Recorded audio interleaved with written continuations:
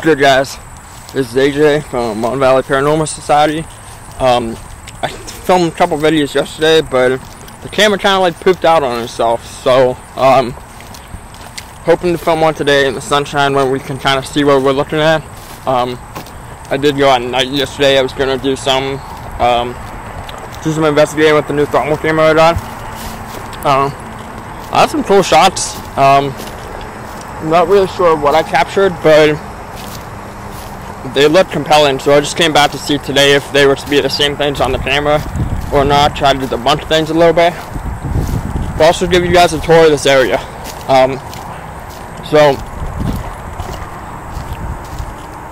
basically this whole area all the way down into the woods and this housing plan used to be a state hospital in the state of Pennsylvania. So this place was in operation for close to 100 years.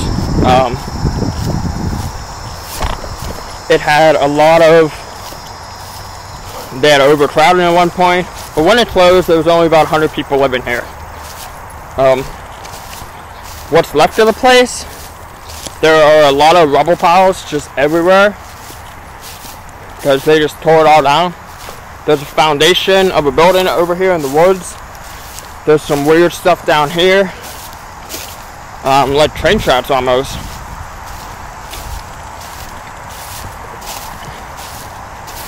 And there's the cemetery over here that we're walking towards right now. So I'm definitely intrigued because there is a cemetery. Anytime there's something that could be haunted, I'm definitely intrigued by it. Woodville State Hospital, for the record, is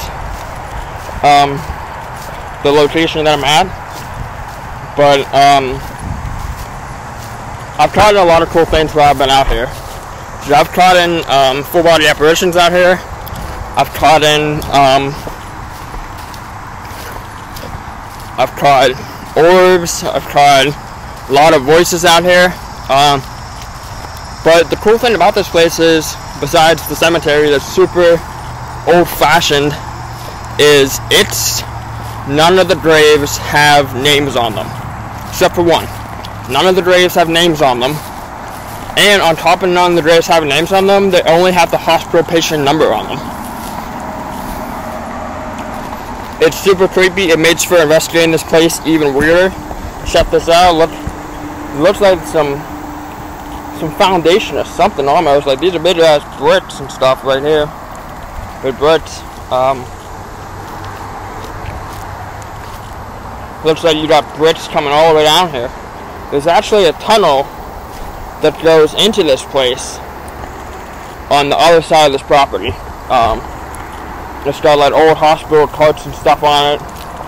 It's super cool. We went up and explored that the first time I came up here with a friend. I didn't have this camera yet, so I don't have any videos of it. But if I go back in the future, I will be taking a camera, most likely. So here's the cemetery up here. This is all that's left. Essentially, there's a couple of weird things in the cemetery. I'm not gonna lie. There's something like I want to pull on it and open up a trap door below it because there's like this big, weird metal rod just sticking out of the ground. I don't know what it is.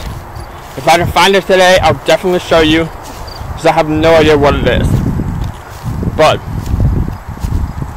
if you know, post a comment below. Let me know what it is because I'm dying to know some more info on this place.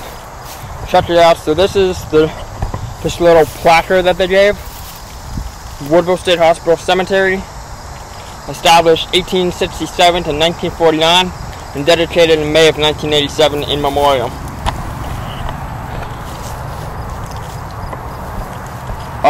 Just to give you a heads up on state hospital history in the area that I'm in, there's about 5 or 6 state hospitals in a 50-mile radius alone. Now, because of patient abuse and mistreatment, a lot of those places no longer exist. Actually, all but one is still standing. And then the one that's still standing is like a brand new hospital. It's a brand new facility. So actually it looks like we're too overgrown through here to even really explore. You know, I've been through here hundreds of times, so I'm gonna brave my best, because, well, that's what I do best. Put that jagger in my foot.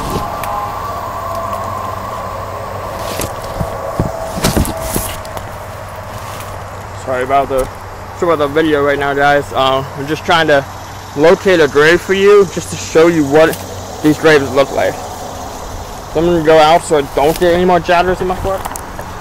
And I might try to do a little bit of a tour today. I'm not sure how much I'll have time for, what the camera is gonna have time for, but it'll be cool to do something for YouTube today. So,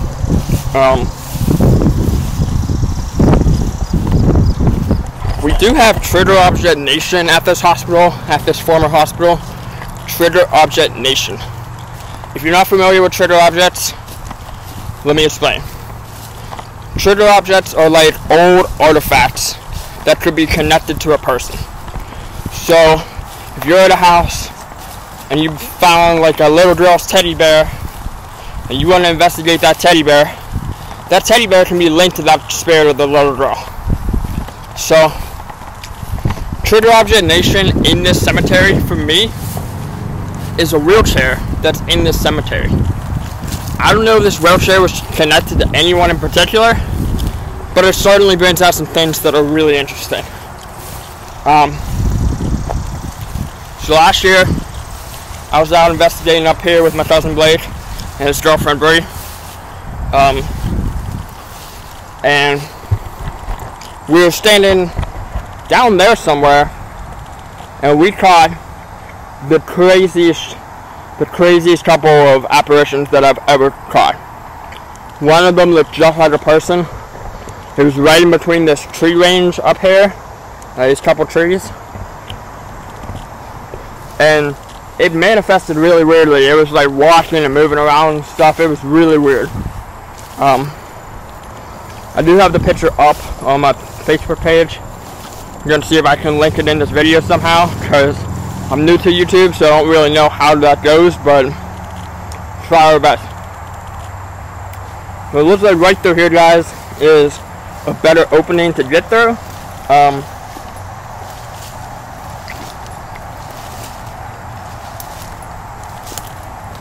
As far as ghost hunting goes, guys, I like the history of locations.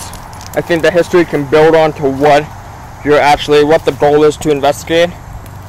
So I think the history here can totally help moving these spirits along.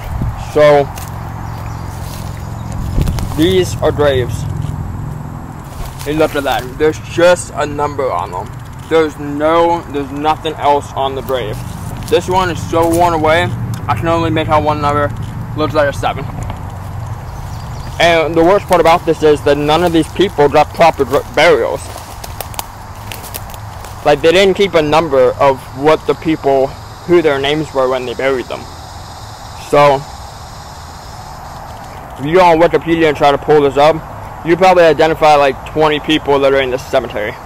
These numbers start at like 300 and come all the way up to 600. So there could be massive amounts of graves up here that we don't even know about, being that they start at 300. So check out this one. This is 678. Now, granted, you guys go to another location that I'll be going to with my cousin when he gets back from wherever the heck he is. I'll be filming up there and the next time that we go out. This place is insane too. It's called, it used to be a reform store. The administration building for the reform store was actually the administration building inspiration for the movie Silence of the Lambs. Unfortunately, the whole place is gone, except for some things that stick out to me like sore thumbs. I'll tell you about that in a little bit. But they have this creepy cemetery left, and the evidence that we capture in this cemetery all the time is nuts. I mean, we've captured full body apparitions on the thermal imaging camera. We've captured orbs. We've captured faces. We had a full-blown cross form in a gravel path right in front of us. So that was pretty nuts. And when I went back a day later, the cross was all messed up. No, I'm not saying this is paranormal, but I don't know what it could be because it wasn't there when we walked past it the first time. And all three of us, me, my cousin Blake, and his friend Denny, can say that that cross wasn't there. So back to Woodville, where we're at. As I try to just see like where all I can take y'all, because everything looks to be real. Everything looks to be real, just like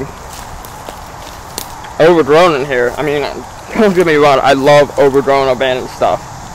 Buildings that are overgrown, that are abandoned, I love that because it's so easy to just, no one's coming to look for you in an abandoned building that's overgrown with poison ivy. I don't care cop or not, you're just not going in. So, I'm actually trying to find you guys the grave that does have a name on it. There's a whole story behind this grave.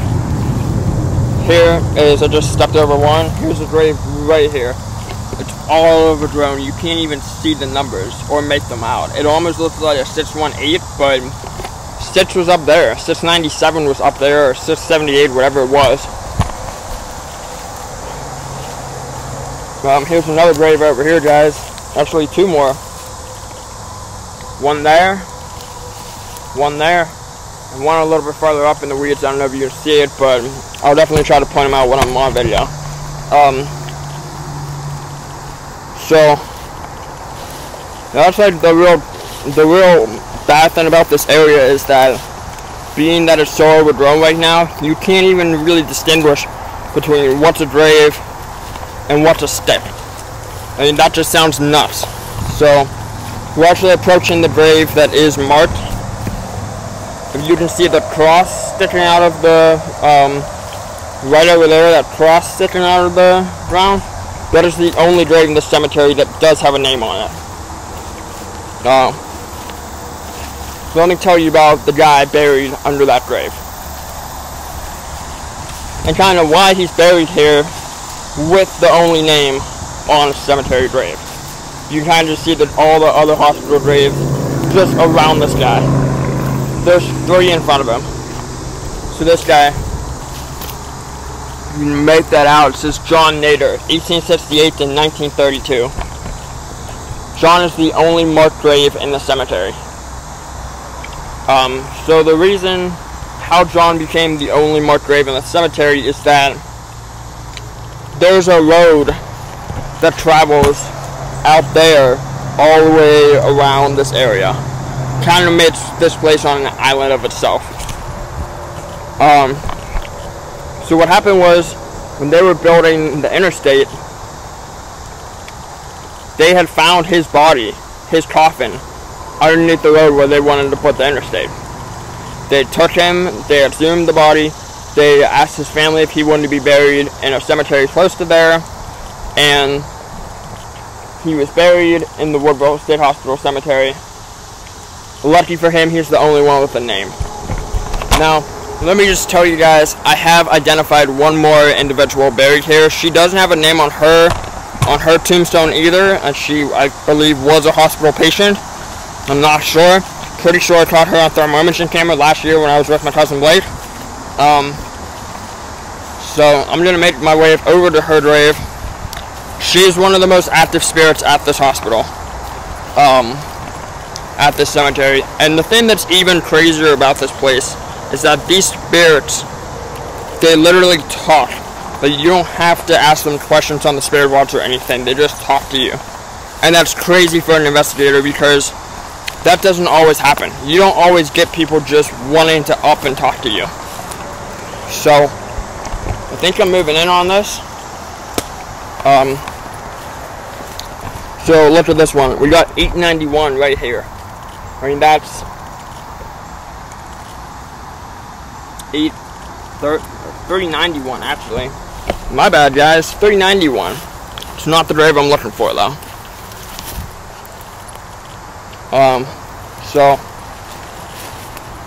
And actually the trigger object I wanted to show you is all grown over right now. So I don't even know if I'm going to be able to get to it. I hope I am, because it'll make viewing this video a lot easier to find. You can check it out. Here's a grave right here, not even marked. I don't know why I'm flipping out about that, but it's super weird to me how these people were buried. Like, and this is why these people are unrest. If you can look through those trees and see what looks like a part of a wheelchair, you see it too. So,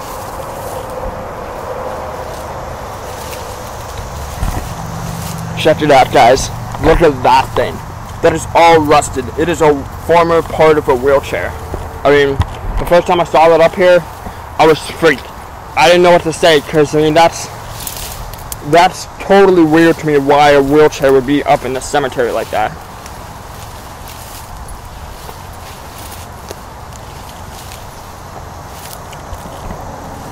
This isn't the grave I'm looking for either. The grave I'm looking for is actually right behind the old wheelchair, but I'm having trouble locating the rest of the wheelchair. But check this out for a second though. This is an old abandoned hospital. The fact that there's a wheelchair in the cemetery, if that doesn't give you the creeps, I don't know what will. I mean, just standing here and knowing that I knew that when I walked into the place.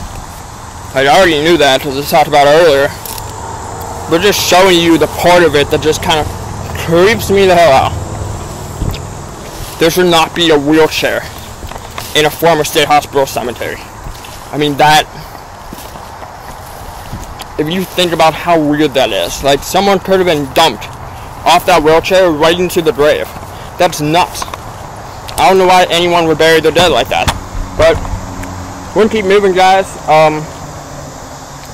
But we've got still 3 hours left on this recording. I'm not taking a 3-hour video, but I do have time for a little bit more exploring. So there's Mr. Nader's grave. We're gonna come up here. I'm gonna take you back to a foundation and some other really weird stuff. So, background on myself. If you're first time watching my videos, background on myself is that I've been in the paranormal business now for about 8 years. I started just doing local things by myself. Then I went to college and joined Old Dominion Paranormal Society, Old Dominion Ghost Hunters. I don't think they're in existence anymore, but if they are, check them out. I think they have a website. Probably at olddominionghosthunters.com. Check them out. Then I had some rough patches in school, so I came home for a semester and I joined the group Pittsburgh Paranormal Society. They have a Facebook page. Check them out. Sean Kelly's a great guy. Taught me a lot of things that I know. But it just seemed like it was getting a little repetitive, just going to the same houses repeatedly and same cases repeatedly. And I wanted to really get out on my own and explore by myself. So,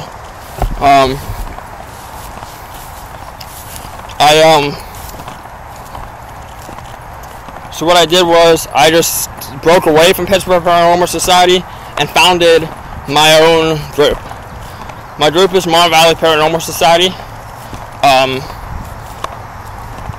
I've been doing this now by myself for probably a year, just on and off doing investigations by myself. My last investigation with Pittsburgh Paranormal was Prospect Place well, my last big one was Prospect Place. The last one where I got to showcase my skill as a ghost hunter was the Pretzel Shop. It's a location in Pittsburgh, family owned, cool place to go. Prospect Place, if you've watched Ghost Adventures in the early seasons, Prospect Place was one of the places that they went to early on in their investigating. It was a stop on the Underground Railroad. It was a crazy place. I have a real crazy personal experience from that place that I'll share with you. So, just to let you know, there's this chair in the basement, and it's all dusty. It's totally dusted over. So I wanted to play like a little prank on my teammates, on my fellow investigators, and write my name in the chair. Just like put AJ on the chair, on the dust in the chair. So I did that, and then I came back later, and I was down there investigating with 2 members of my crew right now, Jason and Nina. And I was down there investigating with them, that we were taking pictures and stuff, and Jason's like, oh look, AJ thought it was funny and put his name in a handprint on a chair. And for the record, I did not put a handprint on the chair. I don't know what did or who did, but the handprint was not me. I took a picture of it. I put it on my Facebook page. But we're walking towards what I want to show you next. It's an abandoned building. Not really an abandoned building, but an abandoned foundation with a lot of weird shit in it. Here is just what looks like the remnants of a road. So this will be a poppin' video when I do post it. I hope people watch this stuff, because if you're interested in the paranormal, I'm definitely the way to go. I go to cool places all the time. I have a few favorites. I have a few new places coming up that I'm going to see. You can look in there, guys, and see that just covered a wall of plants and stuff. It's actually a foundation. I'll see if it's able to get into, and it looks like it is. But so here's the road that I was talking about. When they took John Nader's grave out, he was buried under that road. That's crazy to me. So I'm actually gonna walk a little bit out this way and show you guys something else that's really cool about this location. The view on this place is nasty. It is so nice how nice of a view this is. And there's something just moved in the woods, you probably heard. But look at that. I mean, that's just a great view. So down there where that tower is, it used to be like the old industry part of the hospital. There's an underground tunnel up there. I hope to go explore that someday. If this video gets some likes on it, I'll go explore. And I'll risk my shoes and everything to get there, because it's really muddy down there. But check out the view, guys. So now we're going to venture into this old foundation. I don't know what the foundation is from. I'd have to look up a map on the old hospital to even see what the location is from. But it's still a cool place. It's a cool building. I don't know why they just didn't finish taking it out. Oh, look at all that brickwork. I mean, so basically, tell you another cool story about this place and about investigating here. I was down here with one of my best friends. She's a ride or die kind of person, and we were out here investigating one day, just like with the spirit box and stuff, and we were just playing around with it. And here's more of this wall. Sorry guys, bright shiny red objects, but well, that's a weird thing poking out of the wall. Is that like an old wire coming out of the wall or something? Like, what is that? See that black thing right there? Looks like an old wire.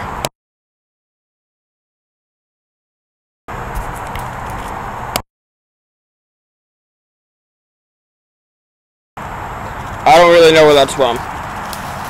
But anyways, guys, we were out. It just, how it happened was just like super weird. We basically come through this area. I have the spirit box running. I have my camera phone running. Just everything's going great. And then I look up and I notice that my friend is just gone. But she's gone. I don't even know where she is. I'm calling her name and stuff. I'm trying to figure out where she went. And it was nuts because I had no idea. She wasn't answering anything. I finally find her stumbling around in this area back here. And she was like, I was like, where did you go? And she was like, I don't know. So I'm going to attempt to take you guys down to that area right now. Because it's a really crazy sight. I don't know if it was what it was actually used for, but speculation of mine says that this, like, it's like a train. It's like half of a freaking train. And there's like just stones and stuff all over the place back here, guys. And it's just a really weird, it's a really weird find. So gonna attempt to make our way back there and not die in these thorns. Probably should have worn long pants today, guys, but wasn't thinking. you will learn that I don't think of a lot of things before I do them. So, and right here it looks like this used to be like a foundation to something here too. The only downside about this place is there isn't really any buildings left. You know, next to that underground tunnel system and, you know, that foundation, there's really nothing to actually explore here. And, you know, I don't like that because I do like urbexing. I like going to a house and I like kind of talking and trying to figure out why it's abandoned. But a place like this is just, you know, it's just left. You know, these construction workers, they wanted to build